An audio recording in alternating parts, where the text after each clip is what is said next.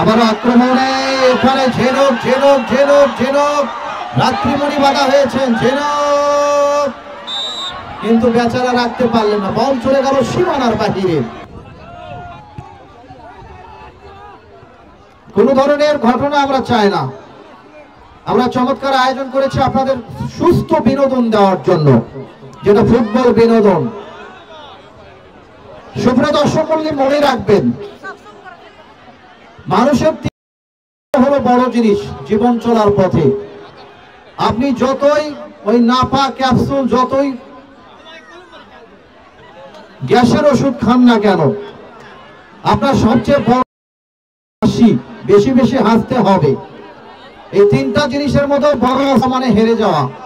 যেখানে আপনি মনে করছেন যে এখানে আমার কথা বলা ঠিক নয়, বুদ্ধি দিয়ে বেরিয়ে আসুন। এরপরে ধৈর্য এমন একটা জিনিস, সে কথায় পরে আসছি।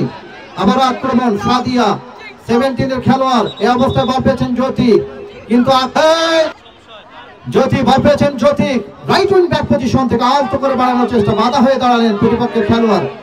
এই অবস্থায় আবারও সাদিয়া আলতো করে বাড়িয়েছেন জ্যোতি জ্যোতি জ্যোতি জ্যোতি জ্যোতি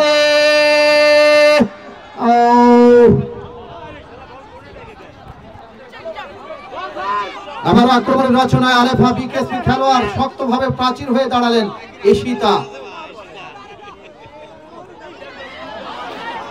আবারও চিৎপাটাং হলেন